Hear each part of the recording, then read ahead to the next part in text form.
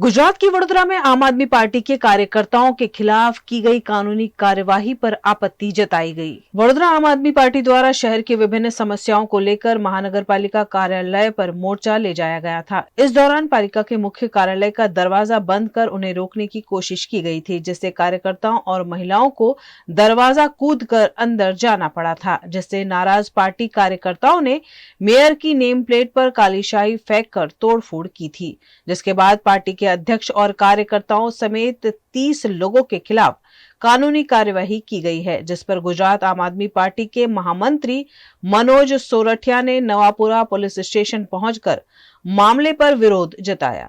वडोदरा महानगरपालिका में छेल्ला 30 वर्षथा भाजपનું શાસન છે। આમ છતાં એક જ વરસાદની અંદર આપણે વારંવાર વડોદરાને ડૂબતું જોયું છે। એક જ વરસાદમાં વડોદરાના તમામ રસ્તાઓ બિસ્માર હાલતમાં થઈ જાય છે, લોકોને જાનમાલની નુકસાની થાય છે। હમણાં થોડા દિવસ પહેલા એક રિક્ષા ચાલકનું ખાડામાં પડી જવાથી મૃત્યુ થયું। ગયા વર્ષે દિવસો સુધી વડોદરા જે છે એ પાણીમાં અંદર ગરકાવ રહ્યું, લાખો કરોડોનું નુકસાન થયું। આવા સમયમાં મેયર પદે બેઠેલા મેયરશ્રી લાજવાને બદલે ગાજી રહ્યા છે। આમ આદમી પાર્ટીના કાર્યકર્તાઓએ સાથે કેટલાક એવા બહેનો કે જેમના ઘરમાં સાપ નીકળે છે એમની ફરિયાદ લઈને મેયર પાસે ગયેલા। એવા સમયમાં એક સામાન્ય તકતી તોડી નાખવાથી મેયરશ્રીને ગુસ્સો આવ્યો અને ગુસ્સાના ભાગરૂપે એમણે આમ આદમી પાર્ટીના કાર્યકર્તાઓ પર ફરિયાદ દાખલ કરી દો। હું મેયરશ્રીને કહેવા માંગુ છું કે વડોદરાના કરોડો રૂપિયાનું જે નુકસાન થયું છે એના પર ફરિયાદ કોણ દાખલ કરશે? હમણાં જે લોકો મૃત્યુ પામ્યા છે એ બાબતે માનવ વધનો ગુનો નોંધવો જોઈએ, એની પાછળ જવાબદાર લોકો જેલમાં હોવા જોઈએ, એ ફરિયાદ કોણ નોંધશે? તમે તમારો ગુસ્સો આમ આદમી પાર્ટીના કાર્યકર્તાઓ પર કાઢો છો।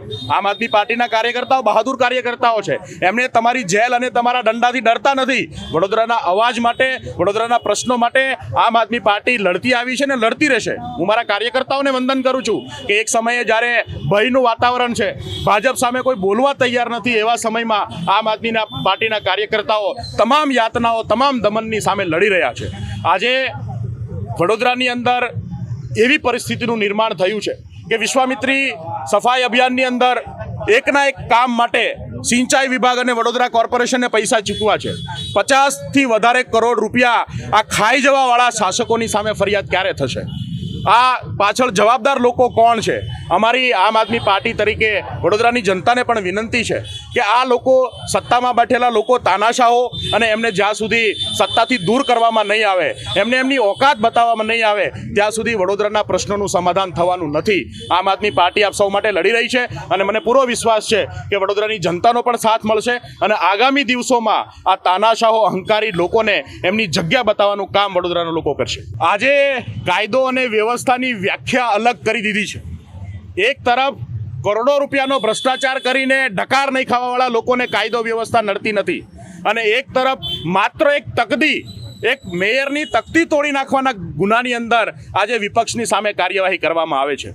આ ગુજરાતની અંદર કાયદો વ્યવસ્થા જે છે એ કેટલાક લોકોની કઠપૂતળી બનીને આપણે સૌએ જોઈ છે અને હું એવું માનું છું કે મને મારા કાર્યકર્તાઓ પર વિશ્વાસ છે અને પૂરેપૂરો ભરોસો છે કે એમણે જે રીતે વડોદરાનો અવાજ બનવાની કોશિશ કરી છે, એમણે જે રીતે વડોદરાના લોકોને આ બહેરા મૂંગા લોકો સાંભળતા બંધ થઈ ગયા છે ત્યારે જે પડઘો પડવાની કોશિશ કરી છે એ બદલ એમને બિરદાવવા જોઈએ। આ કાયદો અને વ્યવસ્થા સરકાર જે છે એ પોતાની પાસે રાખે। આમ આદમી પાર્ટી આ લોકોથી ડરતી નથી। તમારી જેલ શું ફાંસીના માચડા પર ચડાવી દો, વડોદરાના પ્રશ્નો માટે આમ આદમી પાર્ટી હંમેશા બોલતી રહેશે।